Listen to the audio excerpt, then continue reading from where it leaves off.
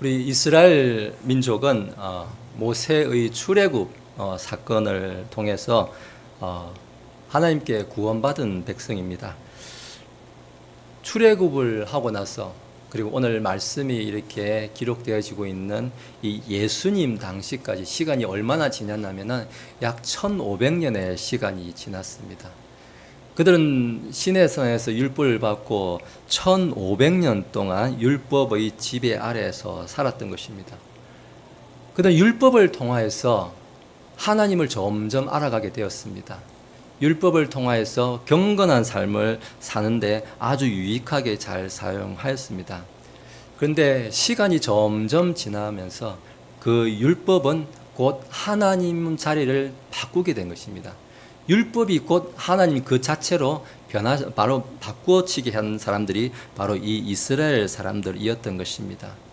그래서 하나님은 이제 없어지고 율법만 남아가지고 율법만 따지는 그런 율법주의에 빠졌던 사람들이 바로 이 이스라엘 민족이었던 것입니다. 그래서 결국 AD 70년에 이스라엘은 성전과 함께 멸망의 그 순간을 맞이할 수밖에 없었던 것입니다. 하나님은 그리고 새로운 하나님의 민족을 만드셨습니다. 바로 예수님을 통해서 우리 주 예수님을 보내주셔가지고 더 이상 율법이 아니라 예수님을 통한 새로운 교회라고 하는 새로운 민족을 만드신 것입니다. 거기에는 유대인이나 우리 같은 이방인이나 죄인이나 남자나 여자나 종이나 주인이나 아무 구분이 없이 오직 예수님을 통해서 한 민족을 이루신다고 말씀하셨습니다. 그리고 나서 벌써 몇 년이 지났냐면 이제는 한 2000년이 또 지났습니다. 유대인들은 1500년의 그 율법의 역사를 살았었고 우리는 교회 안에서 예수님을 통해서 2000년의 시간을 이제 지나오게 되었습니다. 우리가 지금 그런 유대인들처럼 옛날과 같은 그런 율법을 이렇게 막 강요하고 그렇지는 않습니다만은 그럼에도 불구하고 이 시대에 교회 안에서 어쩌면 각 개인의 삶 속에서도 우리는 아직도 제대로 벗지 못하는 그런 율법주의의 모습이 여전히 있지 않나 이런 생각도 좀 하게 되었습니다.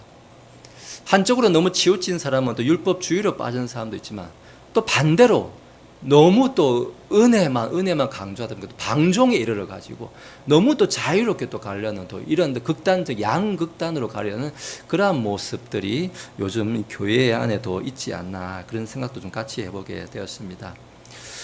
오늘 말씀은 우리에게 좀 질문을 하는 것 같습니다. 이 율법과 형식이 아닌 정말 참다운 하나님의 모습은 과연 어떤 모습일까? 우리가 어떤 참다운 하나님의 모습을 찾아야 할까라는 그런 고민을 하게 만드는 게 오늘 이 말씀인 것입니다. 오늘 이 말씀의 첫 절, 7장의 첫 절의 말씀을 제가 읽겠습니다.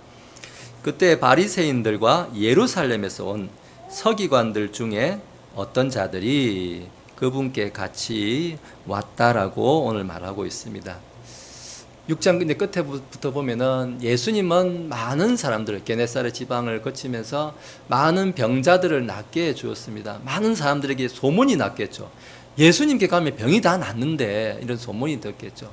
그래서 사람들이 예수님의 이제 옷자락에 손만 대도 이제 낫고 하니까 어떻게 하는지 예수님을 만나기 위해서 막 사람들이 몰려들었던 거예요, 예수님께. 근데 이 소문이 게네사렛 지방, 갈릴리 바다 거기 근처만 난 것이 아니라 이 소문이 너무 커져가지고 예루살렘에 그 유대주의자들이 있는 이제 거기까지 이제 소문이 미쳤던 것입니다. 그래서 거기에 있던 바리새인들과 서기관들 이제 이런 사람들 귀에 예수님의 명성이 이제 들어갔던 것이죠. 그래서 그 사람들이 그렇게 예수라는 자가 유명한데 우리가 가서 한번 봐야겠구나라고 이제 생각을 한 것입니다. 도대체 예수라는 자가 우리는 이렇게 율법으로 이렇게 수십 대째 이렇게 모태 신앙으로 이렇게 율법을 철저하게 잘 지키는 좋은 신앙이 있는데 도대체 예수는 얼마나 잘 지키길래 그런 기적도 행하고 하는가 이렇게 왔던 것입니다. 사실은 예수님을 흠모해서 온 것이 아니라 어떻게 하든지 예수님의 꼬투리를 하나 잡아가지고 예수님을 고소하고 예수님을 넘어뜨리려고 이제 찾아왔던 사람들인 것입니다. 이 사람들이 이렇게 왔는데 마침 이제 아주 적절한 때에 꼬투리가 하나 걸렸는데 예수님이 아니라 예수님의 제자들 가운데 이제 몇 사람들이 이 빵을 먹는데 밥을 먹으면서 손을 씻지 않고 이제 먹는 모습을 이 사람들이 발견을 했던 것입니다. 유대인들의 전통에 의하면 절대로 손을 씻지 않고는 밥을 먹지 않는 것이었는데 이 사람들 눈에는 그게 딱 잘 걸렸다 싶었던 것입니다. 그래서 5절에 보면은 그 바리새인과 서기관들이 이제 예수님께 질문을 합니다. 그 자기들의 전통을 어긴 제자한테 질문하는 것이 아니라 예수님께 질문을 해요. 왜? 이 사람들의 온 목적은 어떻게 하든지 예수님을 꼬투리 잡으려고 왔기 때문에 예수님께 질문하는데 어찌하여 당신 제자들은 장로들의 전통대로 걷지 아니하고 씻지 않은 손으로 빵을 먹습니까? 이렇게 말하고 있습니다. 어떤 자들이 아까 1절에서 보니까 예루살렘에서 서기관들 중에 어떤 자들이 왔다고 말했습니다. 우리가 그때 상황으로 들어가 보겠습니다. 예수라는 사람이 참 명성이 좋아요. 근데 그 소문이 예루살렘에 들어왔어요. 예루살렘에 이 성전을 담당하는 이 사람들은 어떤 생각을 해야 될까요? 우리들 가운데, 그러니까 바리새인과 서기관들 가운데, 율법사들 가운데 실력이 없는 사람을 보낼까요? 아주 율법에 정통하고 실력이 출중한 사람들 몇 사람을 아주 특공대처럼 이렇게 보낼까요? 우리가 언뜻 생각해도 아주 율법에 정통하고 율법에 칼같이 지키고 아마 이런 사람들, 여기에 보니까 서기관들 중에 어떤 자들이라고 하는 사람들은 그런 사람들인 것입니다. 그냥 한눈에 딱 보면은 그냥 뭘 잘못해서 저 사람은 율법이 뭐가 틀려, 그리고 나는 하나도 잘못한 게 없고 나는 참 깨끗한 사람이라고 스스로 자부하고 자랑하는, 이제 아마도 그런 사람들, 율법에 탁월한 사람들을 보냈을 거예요. 그래서 그 사람들을 하여금 어떻게 하든지 예수님의 작은 것 하나라도 꼬투리 하나 잡아가지고 예수님을 어떻게 하든지 고소하려고 보냈다는 것입니다. 오늘 우리는 이 1절의 말씀, 어떤 사람들이라고 하는 이 구절 하나 가지고도 우리의 모습을 돌아봐야 됩니다. 우리는 성경을 좀 알고 좀 교회를 오래 다니고 하면은, 내가 신앙이 있고 교회 생활 좀 연차가 있다 생각하면은 바로 이 어떤 사람들이 되기가 쉽다는 것입니다. 예루살렘에서 내려온 어떤 사람들처럼 이 매의 눈을 갖고 성경 몇 장 몇 절을 가지고 그냥 이 예수님을 어떻게 하든지 꼬투리를 잡으려 한다는 것입니다.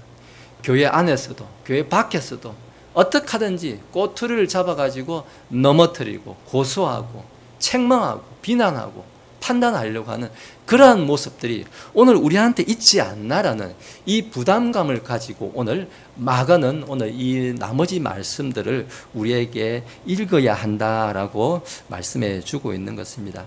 자, 예수님께서 이제 이런 예루살렘에서 온 서기관들과 바리새인들에게 대답하는 말씀을 읽어보도록 하겠습니다. 6절과 7절의 말씀입니다. 제가 읽겠습니다. 그분께서 그들에게 대답하여 이르시되 이사야가 너희 위선자들에 대해 이같이 잘 대언하였도다. 그가 기록하되 이 백성이 자기 입술로는 나를 공경하나 그들의 마음은 내게서 멀리 있고 오히려 그들이 사람들의 명령들을 교리로 가르치며 내게 헛되이 경배한다 라고 말하고 있습니다. 여기 보니까 너희 위선자들이라고 말하는데, 우리 이전에 이제 개혁 성경에서는 외식하는 자 이렇게 불렀습니다. 저도 참 이 주일학교 다닐 때부터 외식하는 자의 뜻을 참 잘 몰랐습니다. 밖에서 밥 사 먹으면 외식하는 자라고 생각했는데 그런 외식이 아니라 외식이란 것은 겉을 꾸민다는 거예요. 외식이라는 것은 한자어라서 그렇습니다만 겉을 깨끗하게 멋지게 폼나게 꾸미는 사람들을 외식하는 자. 그래서 우리가 좀 더 이렇게 직관적으로 번역을 하면 위선자들이다 이런 것입니다. 속은 그렇지 않으면서 겉만 뻔칠하게 꾸미는 사람들이다 이렇게 말하는데, 그 사람들이 하는 일이 어떤 일이자 보니까 사람들의 명령을, 7절에 보니까 사람들의 명령을, 사람들의 전통을 교리로 가르치고 내게는, 하나님께는 헛되이 경배하는 사람들이다라고 오늘 말씀 예수님께서 그렇게 알려주고 있습니다.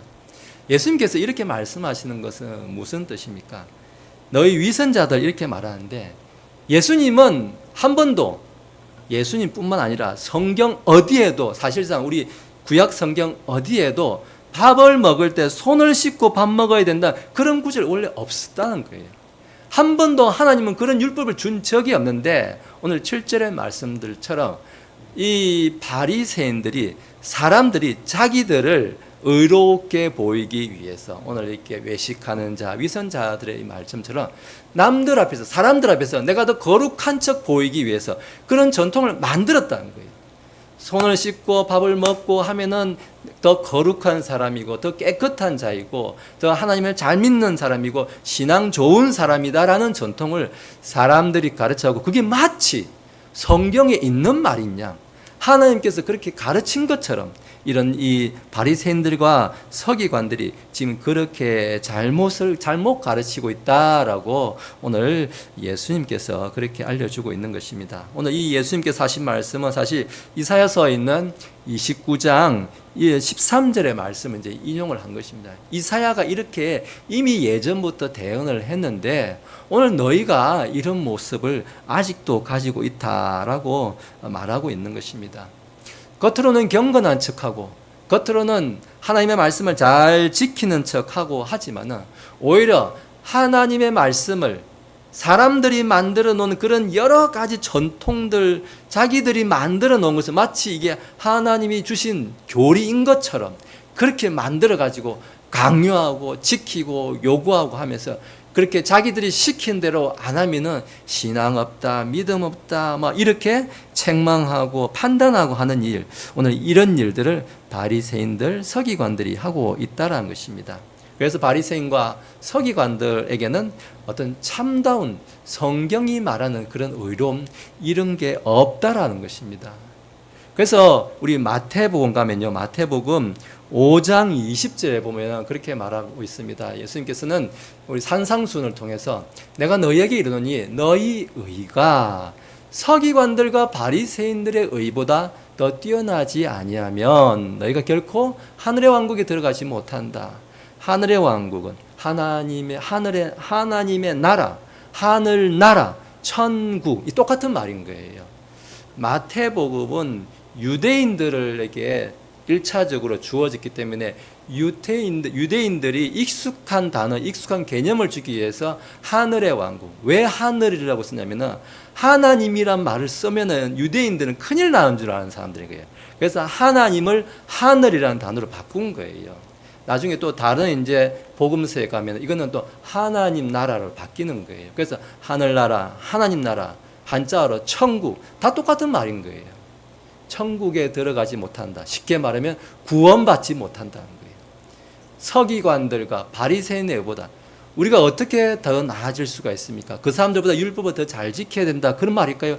전혀 그런 말이 아니에요. 그 사람 우리가 따라갈 수가 없는 사람들이에요. 어떻게 가능합니까? 예수 그리스도를 통해서만 가능하다는 것입니다. 예수 그리스도를 통해서만 우리는 하늘의 왕국, 하나님 나라, 천국에 들어가는 그 예수님의 의를 힘입어서 우리는 천국에 들어갈 수 있다라고 오늘 예수님이 우리에게 알려주고 있는 것입니다. 자, 여기까지 먼저 예수님은 하나님의 이 계명, 하나님의 계명을 왜곡해서 가르치는 인간의 율법과 또 인간의 전통들에 대해서 오늘 먼저 경고의 말씀을 우리에게 주십니다. 자, 이어서 우리 14절과 15절의 말씀을 계속 보도록 하겠습니다. 14절부터 보니까 또 그분께서 모든 사람을 불러 그들에게 이르시되 너희 각 사람은 내 말에 귀를 기울이고 깨달으라. 사람 밖에서 사람 속으로 들어가는 어떤 것도 사람을 더럽게 할 수 없으며 오히려 사람에게서 나오는 것들, 그것들이 사람을 더럽게 하는 것들이다 라고 예수님께서 더럽게 하는 것, 사람을 진짜 더럽게 하는 게 뭔지 그것을 설명해 주고 있습니다. 사람을 더럽게 하는 것은 우리가 입속으로 들어가서 뒤로 배설하는 그런 것들이 아니라는 것입니다. 뭐 화장실에 가 꼭 있는 그런 것들을 사람을 더럽게 하는 것이 아니다. 오히려 진짜 사람을 더럽게 하는 것은 내 속에, 사람 속에 우리가 감춰져 있는 것들, 우리가 없는 것이 아니에요. 오늘 그런 게 뭡니까? 21절부터 2절, 3절에 많은 것들이 나옵니다. 악한 생각들, 또 간음하는 것들, 탐욕하고 교만하고 속이는 것들, 어리석은 것들, 신성모독한 이런 것들이 다 우리 인간들 마음속에 있다라는 것입니다. 누구나 이런 것들이 있다라는 것입니다.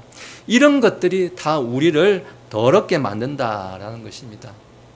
사람들이 만들어 놓은 전통, 그런 것들이 아무리 이렇게 좋아도 내 사람 안에 있는 본질적인, 우리한테 갖고 있는 우리 이 죄로 인해서 이렇게 우리가 타락한 이 인간의 악한 본성들, 삐뚤어진 마음, 이런 것들이 있을 때 하나님의 계명을 오히려 왜곡시키고 하나님을 믿는 사람들을 더럽게 만든다라는 것입니다. 자, 우리가 여기까지 이렇게 계속 말을 이렇게 듣다 보면은 우리는 조금 오해할 수 있는 게 있습니다. 전통이란 거. 아, 전통은 나쁜 거구나. 이렇게 오해할 수 있어요. 전통이 나쁘다고 말하는 게 아니에요. 전통주의가 나쁘다는 거죠. 율법이 나쁘다고 말하는 게 아니에요. 율법주의가 나쁘다는 것입니다. 율법주의, 전통주의라는 건 뭡니까? 그게 최고라는 거예요. 이거 말고 다른 거 없다는 거예요. 근데 그렇게 생각하면 안 된다는 거예요. 우리가 교회 안에 전통들, 좋은 율법들까지도 예수님은 율법을 폐하러 온 것이 아니라 율법을 완전하게 하러 오셨다고 하셨습니다. 필요 없다고 말씀하시는 게 아니에요. 그게 최고다. 마치 하나님을 대신할 수 있는 것이다 라고 가르친다라면은 그건 잘못된 것이라는 것입니다. 율법을 사용해서 남을 정죄하고 판단하는 도구로 쓰실 때 오히려 그것은 악한 도구로 쓰임 받는 것이다 라고 율법주의로 가는 것을, 전통주의로 가는 것을 예수님은 경계하고 있는 것입니다. 여기 8절과 우리가 9절, 13절의 말씀을 이렇게 주의 깊게 보다 보면은 반복되는 말이 있는데 8절에도 보면은 하나님의 명령을 버리고 사람들의 전통을 지킨다고 말합니다. 그리고 9절에도 똑같은 말이 나옵니다. 사람들의 전통, 너희 전통을 지키려고 하나님의 명령을 버린다고 말합니다. 또 13절에 가면은 너희가 전해준 전통으로 하나님의 말씀을 무효가 되게 만든다고 말합니다. 이런 전통주의, 율법주의에 빠지면 어떻게 되냐면 사람들이 만든 전통을 가지고 마치 하나님의 명령인 양 그렇게 바꿔치기를 한다라고 오늘 예수님이 우리에게 쉽게 이렇게 설명을 해주고 있는 것 같습니다. 사실 이 전통이라는 거, 율법이라는 거 뭡니까? 그런 것들은 다 그림자라는 것입니다. 우리 레위기 11장에서 만든 이런 것들, 음식 정결법 이런 거 다 뭡니까? 모든 율법들은 다 왜 있는 거냐면은 그 자체로서 중요한 것이 아니라 그것을 통해서 뭘 봐야 되냐면 예수님을 보라고 만든 거예요. 우리가 예수님을 보기 위해서 하나님께로 가까워지는 삶을 인도하는 그 이정표가 율법들이라는 거예요. 그런데 우리가 마치 거기가 우리의 최종 목적지인 것처럼 생각하고 그거를 보고 달려가는 것이 아니라는 것입니다. 우리가 그런 것들을 잘못 생각해서 이 보물 지도와 보물을 헷갈려하면 안 된다는 것입니다. 보물 지도는 지도예요. 그게 보물이 아니에요. 보물 지도에 보물 표시해놨다고 해서 내가 보물을 갖고 있는 게 아니에요. 보물을 향해서 찾아가야 되는 거예요. 우리가 잘못 이렇게 오해하면 안 된다는 것입니다. 그래서 우리는 이제는 뭡니까? 예수님의 새로운 계명을 쫓아가야 된다는 것입니다. 예수님께서 선포하시는 새로운 계명을 쫓아가야지 과거에 우리가 있었던 어떤 전통이나 율법을 보면 안 된다는 것입니다. 새로운 계명, 예수님께서 오늘 말씀하시는 새로운 계명은 어떤 성경 안에 있는 그런 문자적인 의미, 이런 단조로운 이야기에 갇혀 살지 말라는 것입니다. 사람들이 만들어 놓은 온갖 전통들, 그게 마치 하나님의 말씀으로 착각하고 거기에 목매여서 살지 말라는 것입니다. 정말 내 안에 있는 것들이 그런 인간한테 숨어있는 악한 속임수, 세욕과 신성모독, 교만 이런 것들이 과연 있지는 않나. 오히려 이런 것들을 주의해야 된다는 것입니다. 사람들의 전통보다 그게 더 진짜 무서운 것이다 말하고 있는 것입니다. 우리 초대교회가 이제 시작이 되었습니다. 유대인들에게는 많이 낯설었을 거예요. 그동안엔 1000년 이상을 유대교회 그 율법 시대를 살아왔던 사람들이에요. 자기들 음식 정결법을 이렇게 살아왔던 사람들이에요. 근데 교회가 시작이 되고 나니까 자기들이 그렇게 미워하고 싫어하고 심지어 더럽게 생각했던 이 이방인들, 심지어 자기 집에 종으로 부리던 사람들이 교회에 오니까 같이 형제님, 자매님 하고 이렇게 살게 됐던 거예요. 그 사람들하고 같이 한 상에 먹지도 않다. 어느 날 갑자기 이제 교회로 들어오니까 그 사람들하고 자기 종들하고 같이 형제님, 자매님하고 이제 밥을 먹는 이제 이런 상황이 이제 된 거예요. 아마 이 사람들은 좀 적응하기가 쉽지 않았을 것 같습니다. 사실 뭐 이렇게 성경책에 있으면 우리라도 입장을 바꿔놓고 과연 나라면 어땠을까? 우리도 아마 적잖이 당황하지 않았을까 이 생각이 듭니다. 그래서 이방인 신자들이 이제 교회로 들어오면서 유대인 신자들과 이런 음식 문제, 아니 우리 유대인들은 그동안에 이런 음식 먹으면 안 돼, 이런 음식은 먹어야 돼, 코셔법이라고 해야 돼, 코셔 음식이라고 이제 유대인들 부르는데요. 이제 그런 것들을 이제 철저하게 지켜왔던데, 그래서 이제 교회 안에 이제 분쟁이 이제 막 생겼던 것입니다. 로마 교회도 이제 로마서 14장 보면 로마 교회도 믿음이 있는 자, 강한 자와 믿음이 약한 자, 그런 이야기를 합니다. 믿음이 강한 자는 육고기도 먹고 하는 거예요. 근데 믿음이 약한 자는 맨날 풀만 먹는 거예요. 근데 육고기, 돼지고기 먹으면 이제 큰일 나나 싶어가지고 이제 그렇게 못했던 거죠. 고린도전서도 마찬가지로 고린도전서 이제 8장이나 이제 그런 데 가면은 이제 음식 가지고 교회 안에 분쟁이 있었던 거예요. 어떤 사람들은 막 시장에서 사온 고기를 먹어요. 근데 시장에서 그 당시에 사온 고기는 전부 다 우상 신전에 한번 올라갔다가 바쳤다가 제사를 지내고 다시 시장으로 이제 나오는 거예요. 왜냐하면 그렇게 하면 고기를 싸게 먹을 수가 있었어요. 근데 그게 아니고 어떤 정육점이나 이런 데서 바로 가서 사잖아요. 그럼 고기가 비싸요. 안 바친 고기는. 그러니까 일반 서민들, 가난한 사람들이, 그 당시에 가난한 사람들이 굉장히 많았습니다.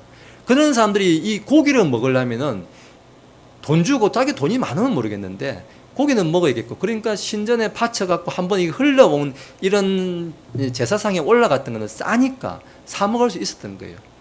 근데 부자들은, 그 고린도 교회 안에 있는 부자들은 아니 그걸 어떻게 먹어? 그리스도인이 어떻게 먹어? 막 책망을 하고 너 그 막 이렇게 뭐라 한 거예요.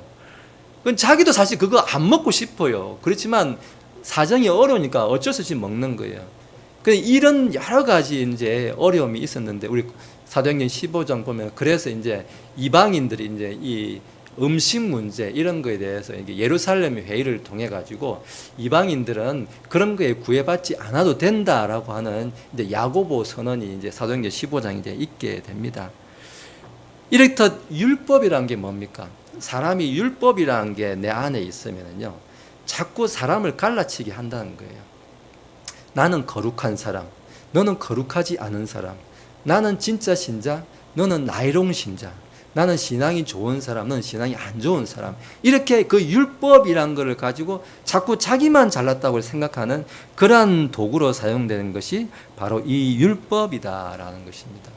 근데 오늘 마가는 이 마가복음을 통해서 예수님의 말씀을 이렇게 인용을 하면서 더 이상 그런 모세의 율법, 그건 끝났다는 거예요. 예수님의 은혜의 새로운 계명, 새로운 법이 이제는 우리가 새로운 법을 따라야 된다는 것입니다. 지금 이 시대에 우리가, 유대인들은 돼지고기 먹으면 큰일 나는 사람인데, 돼지고기 저는 어제도 먹었고요, 그제도 먹었고요. 제가 거의 요즘에 계속 먹는 것 같아요. 아무 상관이 없다는 것입니다. 저는 사실상 뱀 빼고는 다 먹어요. 저는 원래 뱀을 가장 싫어하고 그냥 뱀만 보면 그냥 정신을 못 차려요. 그래서 뱀은 그냥 저는 굶어 죽어도 뱀은 안 먹지 않을까. 지금 제가 이렇게 지금 감히 생각한다면, 그만큼 저는 뱀은 너무 이렇게 시골에서 그렇게 뱀을 수도 없이 보고 살았는데도 지금 수십 년을 봐도 뱀은 적응이 안 되는데 뭐든지 다 먹을 수가 있다는 것입니다. 음식 자체가 불결하거나 전혀 그렇지가 않다는 것입니다. 우리 갈라디아서 2장에 가면은 이제 베드로가 사도 바울한테 바울 사도한테 아주 혼이 나는 장면이 이제 기록이 되어 있습니다. 베드로가 안디옥 교회로 왔어요. 안디옥 교회가 처음에 교회가 시작은 예루살렘 교회에서 시작했지만 교회가 부흥이 되고 하면서 이방인들에게로 점점 이제 복음이 전달되면서 사마리아를 거쳐 저 북쪽 시리아에 있는 안디옥으로 이제 복음이 전달되고 안디옥 교회가 부흥이 된 거예요. 베드로가 방문을 했어요. 그래서 거기 있는 이방인들하고 거의 다 이방인들이에요. 이방인들하고 이제 식사 교제를 하다가 이 예루살렘에서 야고보한테서 보냈다는 사람들이 왔다는 말을 들은 거예요. 아직 온 게 아니에요. 말만 들었는데 놀래가지고 일어난 거예요. 자기 뒤로 물러간 거예요. 왜 그랬습니까? 두려워서 그랬다고 성경은 이야기합니다. 뭐가 두려울 거예요? 그 당시에 예루살렘 교회를 이렇게 감독했다고나 할까요? 목회했다고 할까요? 그런 사람은 야고보, 사도 야고보가 아니라 예수님의 친동생 야고보가 그 당시 예루살렘 교회를 이렇게 다스리고 있었는데, 그냥 야고보 하면은 그냥 예수님의 친동생이잖아요. 그냥 이게 위축이 되는 거예요. 사람들이 얼마나 이렇게 야고보 하면, 지금도 안 그렇습니까? 대통령 동생이라고 하면은 다 이렇게 마음이 긴장하지 않겠습니까? 그런 거와 마찬가지인 거예요. 그랬다가 이제 뒤로 물러나니까 바울 사도한테 막 이제 혼이 나는 이제 그런 장면이 이제 거기 기록이 되어 있습니다.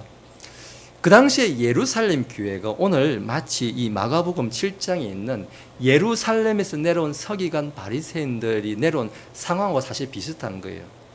우리는 예루살렘 교회 하면은 지금 우리가 생각하고 있는, 상상하고 있는 그런 형태의 지금 같은 아주 자유분방한 신약 교회를 생각하면 그건 오해예요. 예루살렘에 있던 그 사람들은 철저하게 유대주의로 살았던 사람들인 거예요. 아직도 예수님에 의해서 복음은 듣긴 들었지만 아직도 그 사람들 뼛속까지 유대교의 전통이 아직도 있는 교회인 거예요. 근데 저 안디옥에, 이방 땅에 교회가 막 부흥한다는 소문이 막 들리니까 어쩌면은 그래서 지금 신학자들도 이제 말이 좀 이렇게 서로 두 가지로 갈라지는데, 실제로 야고보가 사람들을 보냈다는 주장하는 사람도 있고, 아니면 거짓 형제들이라고 부르는 사람들이 야고보의 이름을 팔아가지고 어떻게 하든지 바울 사도나 이 사람들, 혹은 이 안디옥 교회를 이렇게 좀 책 잡으려고 하는, 흠을 잡으려고 하는 사람들이, 아주 율법주의 강한 사람들이 제대로 진짜 교회를 하나 보자, 우리처럼 음식도 좀 구별하고 하나 보자, 이렇게 왔던 거예요. 무서운 사람들인 거예요. 사실 이 안디옥 교회 입장에서 보면 어쩌면 여기서 책망을 받을 수도 있는 거예요. 사실 베드로는 한번 이렇게 놀란 기억도 있습니다. 우리 사도행전 11장에 보면은 베드로가 고넬료의 집에 가가지고 그 이방인 백부장 집에서 밥 먹었다는 게 알려져가지고 사도행전 11장 보면은 예루살렘에 있는 사람들한테 혼났다는 게 거기 기록이 되어 있습니다. 막 네가 어떻게 유대인들하고 같이 밥을 먹어? 너 정말 그랬어? 이렇게 한번 이게 혼났던 것도 기록이 되어 있습니다. 어쩌면 자기는 트라우마겠죠. 그런 게 있었던 거예요. 그 당시에 예루살렘 교회는 그런 교회였던 거예요. 정말 오순절 성령 강림으로 이 교회가 처음 시작이 되었지만 아직까지 그런 유대주의를 벗어나지 못했어요. 그런데 이 안디옥 교회는 또 어떤 교회입니까? 이방인들, 헬레니즘, 헬라 문화, 그리스 문화가 여기는 아주 팽배하고 아주 자유분방한 교회예요. 그러다 보니까 어떻습니까? 사람들이 그런 거를 굉장히 우리는 그러지 않는다는 거예요. 좀 자유분방한 거예요. 그러니까 예루살렘 교회에서 안디옥 교회 보면, 아니 저 교회는 뭐 또 안 하고, 우리 교회는 말이야 피아노도 말이야 검은색만 쓰고, 우리는 말이야 악기도 말이야 기타도 안 치고, 우리는 거룩하게 이렇게 하는데, 안디옥 교회는 말이야 아니 무슨 날라리도 아니고 베이스 기타를 치고 있고 말이야, 뭐 드럼도 치고 있고 말이야, 저 사람들은 나이롱 신자들이야 막 이렇게 생각하는 거예요. 요즘을 치면 그런 이야기를 하는 것입니다. 근데 오늘 예수님 뭐라고 합니까? 그런 게 중요한 게 아니라는 거예요.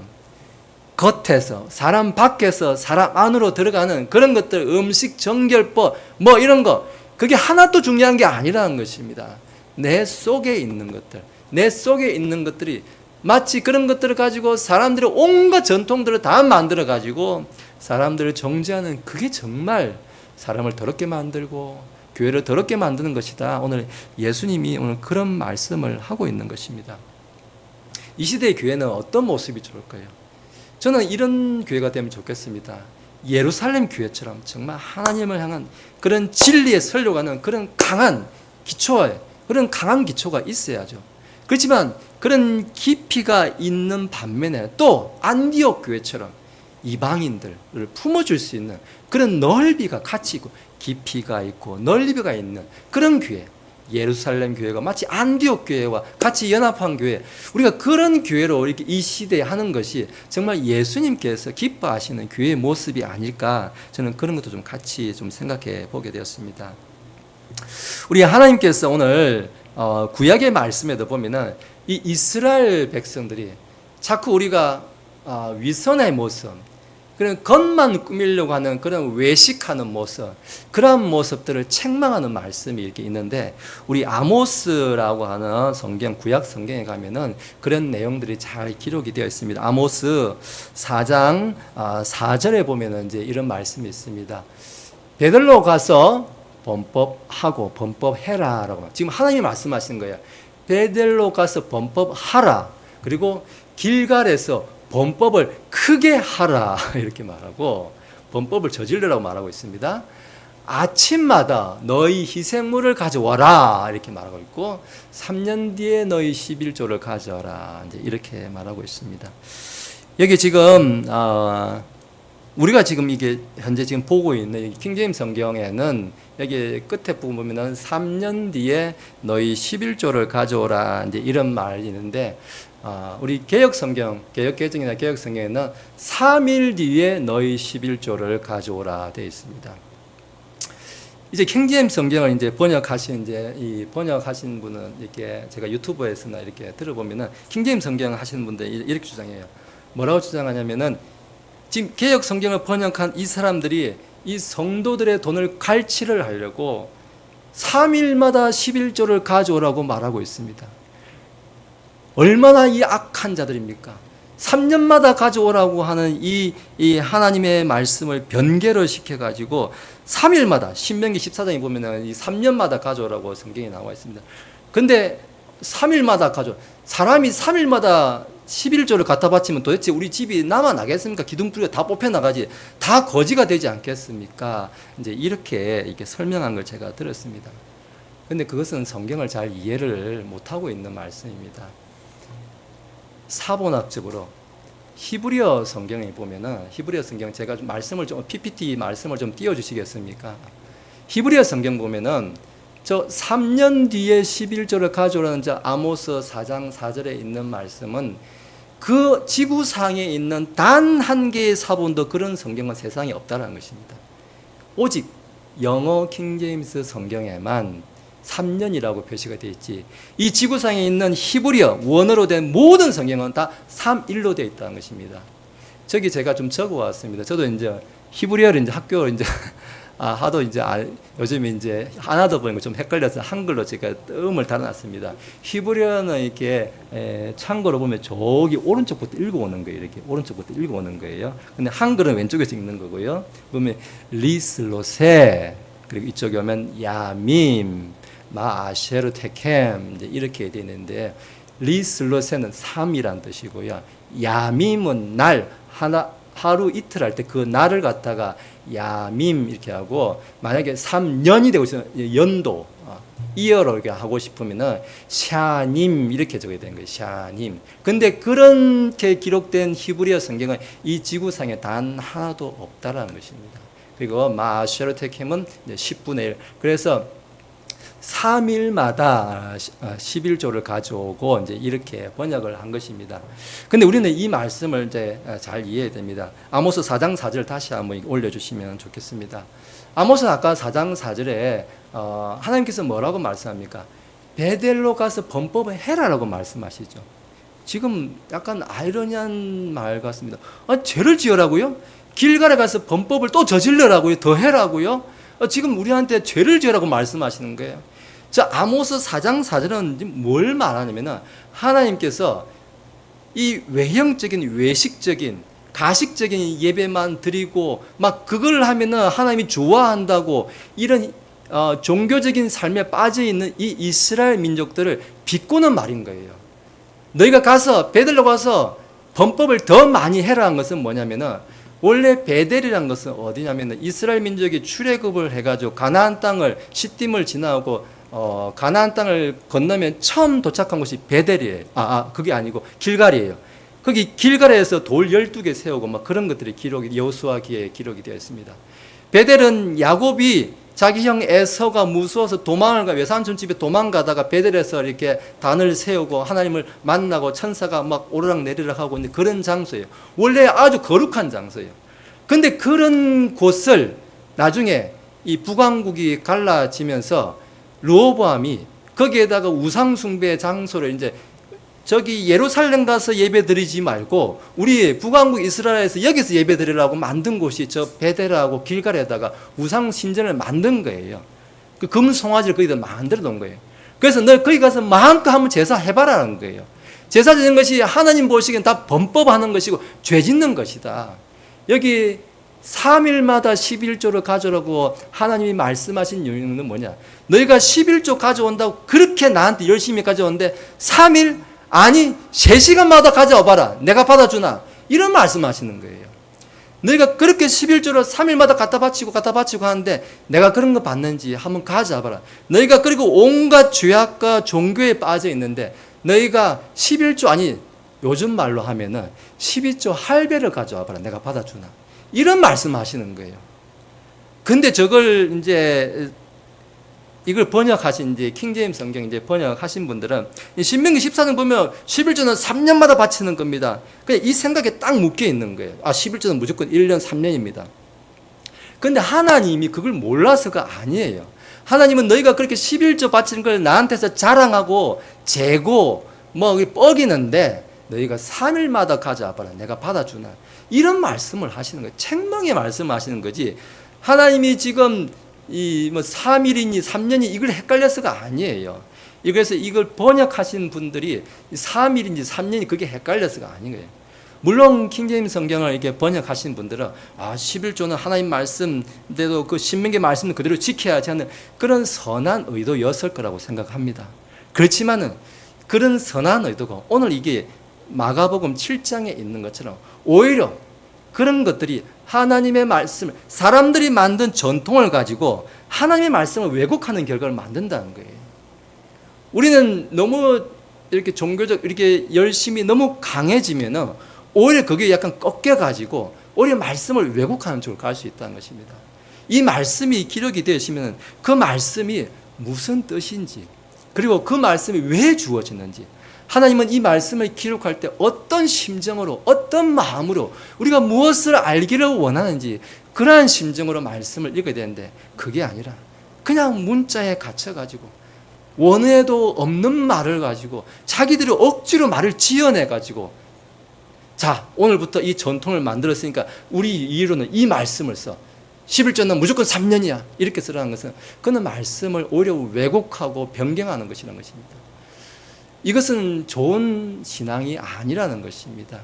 우리 하나님께서 책망하는 말씀이라는 것을 우리가 잘 이해해야 된다는 것입니다. 그래서 참된 신앙의 본질이 뭔가 우리 로마서 가면은 그 말씀을 주고 있는데 로마서 14장 17절에 가면 이렇게 말합니다. 하나님의 왕국은 먹는 것과 마시는 것이 아니요 성령님 안에서 의와 화평과 기쁨이다라고 말하고 있습니다. 먹는 것과 마시는 것이 아니다. 또 이런 걸 가지고도 사람들이 또 글자에 매여가지고 교회 자꾸 뭘 먹는 데서 이렇게 신경 쓰지 마. 우리 교회 밥 먹으려고 얻어 먹으려고 와. 이렇게 말하는 것은 또 말씀을 잘못 이해하는 거예요. 저기 먹는 것과 마시는 것 그것은 그 당시 유대인들이 오늘 있는 것처럼 이 음식 정결법, 율법, 전통에 갇혀 살지 마라. 이 말씀을 하고 있는 거예요. 그리고 성령님 안에서 의와 성령님 안에서의 뭡니까? 하나님과의 관계, 하나님 관계, 그것을 통해서 바른 관계를 설정해야 된다. 화평, 사람들과의 화평이 있어야 된다. 성령님이 주시는 참 기쁨을 누려야 된다. 이것이 하나님의 왕국, 하나님의 나라, 천국의 삶을 사는 것이다 라고 오늘 예수님께서 우리에게 말씀해 주는 것입니다. 먹는 것과 마시는 것, 외적인 열심, 그런 종교적 열심, 그런 것으로는 하나님 나라의 백성이 될 수 없다라고 오늘 성경 말씀이 우리한테 알려주고 있는 것입니다. 오늘 제가 설교의 제목을 형식을 넘어 하나님께 더 가까이라는 제목으로 말씀을 드렸습니다. 유대인들은 아주 오랜 시간 동안 토라라고 부르는 모세오경을 토라라고 부릅니다. 그 모세오경이 이게 하나님으로 생각했어요. 그게 자체가 하나님이 아니라 그것은 하나님을 알게 하는 이정표와 같은 것이고 하나님께로 더 가까이 우리를 이끌어주는 좋은 도구였습니다. 근데 그 자체를 하나님으로 생각했던 것이에요. 제가 앞에서도 말했지만은 우리는 오늘 이 말씀이 뭡니까? 정말 우리한테 가장 귀한 보물이 되시는 예수님께로 나아가는 이정표 같고 지도와 같은 거예요. 마치 나침판과 같은 거예요. 여기가 이게 하나님이 아니에요. 이게 예수님이 아니에요. 우리는 말씀을 보면서 예수님을 찾아가는 거예요. 예수님을 바라봐야 되는 것입니다. 여기에 묶이면 안 된다는 것입니다. 여기에 갇혀가지고 나는 하나님을 갖고 댕겨, 나는 하나님이 내 거야 라고 생각하는 거, 그건 잘못 생각한다는 것입니다. 오늘 유대인들처럼 사람들의 전통 안에 갇혀 사는 그런 안타까운 모습에 빠질 수 있다는 것입니다. 오늘 최종적으로 사람들이 만든 전통과 종교가 아니라 오늘 우리가 예수 그리스도를 통해서, 오늘 성경이 말해주고 있는 예수 그리스도를 통해서 하나님께로 나아가는, 하나님께로 더 가까이 가게 되는 우리 모든 반석교회 되시기를 예수님의 이름으로 축원합니다. 기도하시겠습니다. 걸어가신 하나님 감사합니다. 우리는 눈이 어둡습니다. 우리는 우리가 본다고 말하고 우리는 안다고 말합니다. 적게 알기 때문에 안다고 말합니다. 잘 보이지 않기 때문에 본다고 말합니다. 하나님, 그러나 우리의 이 연약함마저도 용서해 주시고 불쌍히 여겨주신 우리 주 예수님의 은혜와 사랑이 오늘 저희의 이런 모습까지도 품어주시고 받아주시는 것을 감사를 드립니다. 참으로 세상의 많은 지식이 때로 우리를 오히려 어리석음 가운데를 이끌기도 합니다. 우리에게 갖춰진 것들이 때로는 우리를 아버지 더 두렵게 만들기도 합니다. 우리에게 무엇이 있다고 해서 우리가 마음이 편해지는 것이 아닙니다. 조금 더 가지려고 하고 있고 조금 더 알고 싶어하고 조금 더 편하려고만 생각할 뿐입니다. 우리를 만족해 하는 것은 예수 그리스도 뿐입니다. 우리가 주님으로 인하여 만족함을 얻을 수 있게 하여 주옵소서. 우리 아이들에게도 또 우리 성도님들, 우리 한 사람 한 사람이 다 예수님을 우리 마음속에 소유함으로써, 믿음을 소유한 자로서 아버지, 세상 그 어떤 것보다 참 기쁨을 소유하는 우리가 되게 하여 주시옵소서. 세상이 주는 두려움을 이기게 하여 주시옵소서. 형식이 아니라 형식 너머에 계신 예수님을 모두가 다 발견하는 우리가 되게 하여 주옵소서. 감사하며 예수님의 이름으로 기도드렸습니다. 아멘.